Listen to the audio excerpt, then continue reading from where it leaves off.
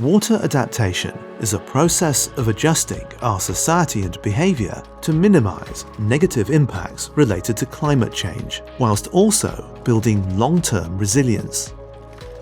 The water adaptation community is a broker between solution seekers and solution providers, collecting knowledge and giving advice to those taking the adaptation journey.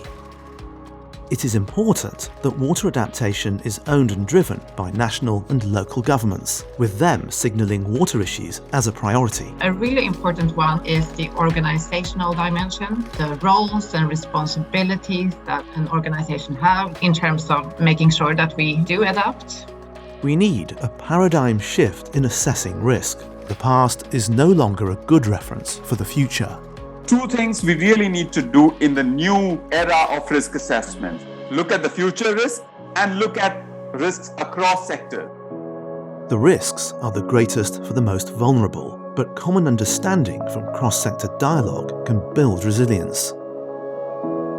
We need to start thinking creatively about finance models and recognise how the gains are spread across many beneficiaries. It's really about adapting the financing models, looking for new sources of capital, looking for creative ways to adapt proven financing models, but also being creative about innovative financing models.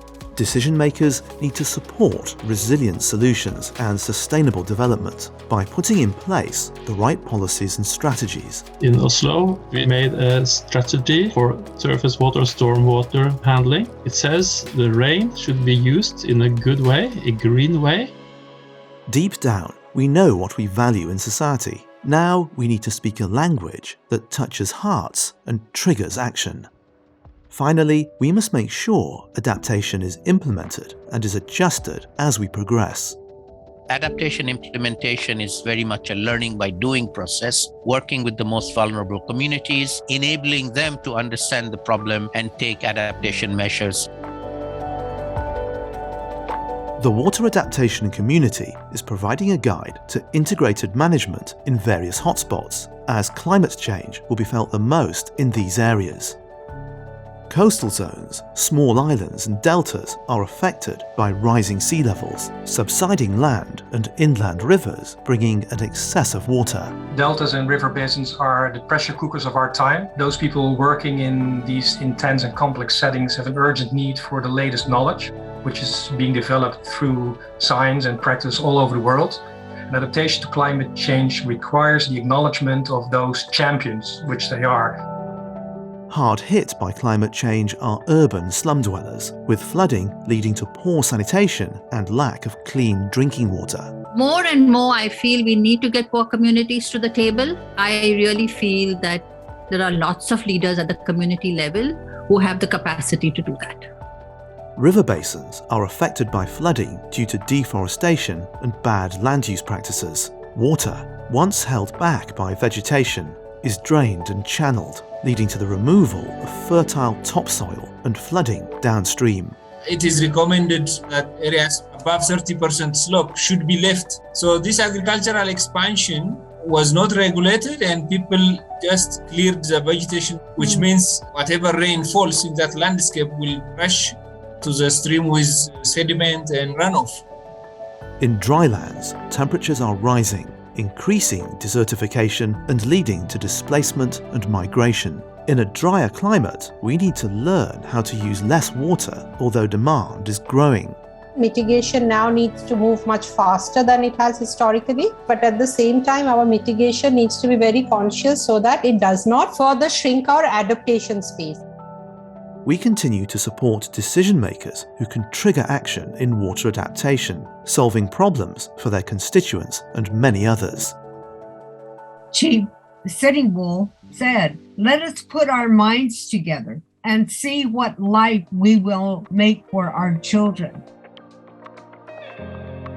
The communities of practice in the water adaptation community are part of a global coalition of stakeholders working to improve climate and water resilience. Collecting many communities of practice in one place enables us to broker and connect to accelerate adaptation. How do we accelerate knowledge of how to do things better from one place to another is the challenge for the scientific community working on adaptation. Nobody reads scientific papers. So we have to get out of our silo and learn to be much, much better communicators. We support the brokering of knowledge between communities of practice, looking to connect people working on the same issues to support each other. Dialogue and collaboration can help support learning and shift the way society values water and ecosystems. These are the kind of issues that can be discussed in the platform, identifying the gaps. These kind of initiatives can bring the actors together. Both downstream and upstream communities can come together and discuss these issues. Communities of practice focus on specific water and adaptation topics and help translate water adaptation to concrete actions and approaches. For example, the Floating Development Community of Practice is uniting Rotterdam entrepreneurs with architects working on low-cost bamboo housing, rediscovering traditional methods. The water adaptation community connects the dots at a global level. Databases are everywhere. So when you create that opportunity, you really share the existing knowledge and you really create a common understanding. Only by collecting good practices and highlighting bottom-up initiatives, brokering and stimulating collaboration and learning can we accelerate adaptation. Other than just worrying about your own little self, it pays off to actually work together